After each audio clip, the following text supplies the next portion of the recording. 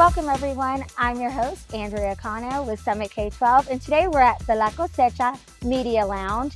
Today we have Dr. Joseph Chee, who's going to share some amazing things that he does in the classroom by incorporating music to help reach his students. Thank you so much for being here, Dr. Chee. Could you tell us a little bit about your journey, who you are, and what got you to where you're at right now? Ja, Joseph Chee in Chee, Kidle Chee in Chee.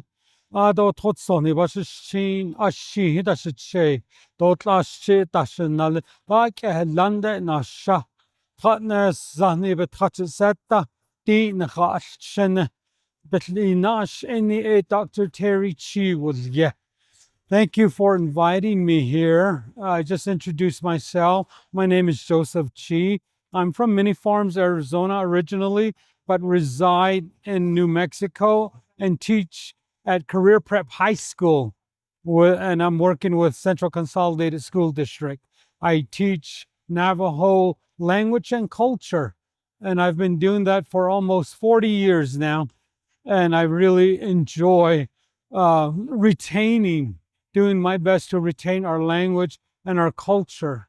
And that's who I am. Is that what you love the most about what you do, is helping retain that culture? I really firmly believe that we need to, as Navajo people. I try to live it to the best of my abilities. I practice the culture and the language at home, I would say 90% of the time. And just speaking the language and doing my best to live the culture so that it can be seen by others and feel like, okay, this is something that we cannot lose. Yes, it's beautiful that you get to still practice and bring that and then share it with other people. And it's a beautiful thing that you get to do. So thank you for sharing that with me. Can you tell me a little bit about your presentation? What are some takeaways that the audience that isn't here today that can be in the session that they can kind of take away from what you're going to be speaking about?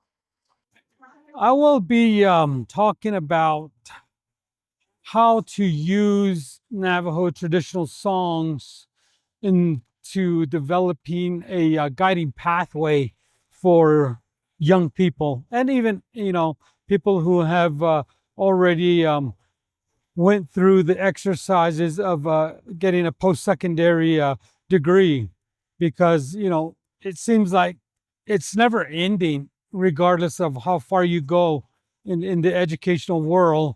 When you start beginning to live and practice your own culture and language, it's a never-ending learning, and it's always continuous.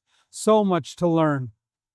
So in this practice of using song, do you do the singing in this? Do you have artists that you bring in? How do you incorporate that? I sing, and I try to explain the songs to the best of its interpretation and have individuals connect through the songs of how they can think about strengthening their endeavors, their pathways into whatever they would love to do in life. Can I ask what is one of your favorite songs? I know that's a hard question, right? There are so many, but I love all of them. But what some of the songs that really stand out to me are the traditional horse songs, the traditional old age song. And what makes them stand out to you? What grabs them, or like what makes them special for you? The way the words are used to connect and communicate with your environment with the horse song.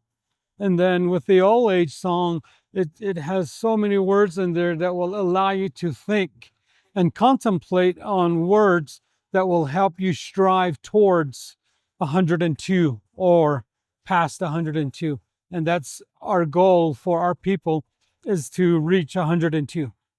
Awesome. So that's the goal. That's what's special about 102?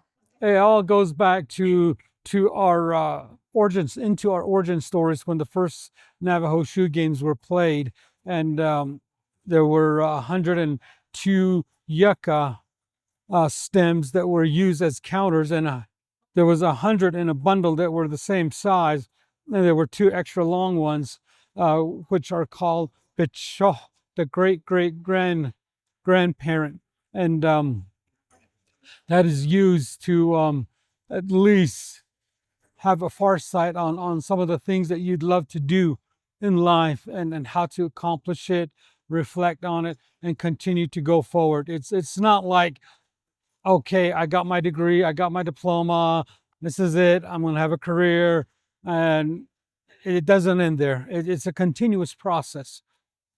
Well, that is beautiful. Thank you for sharing that with me. Now, can I ask, what do you love about La Cosecha and being here? What's your favorite thing about La Cosecha?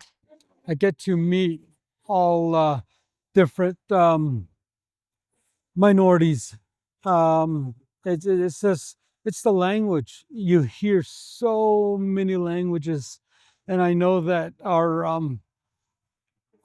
ancestors survive through trading, and they were never monolingual. They were multilingual, and that's how they did their trading, and they spoke minimum of 4 to 5 languages. And I just really love to hear different languages because it makes you think. It makes you think.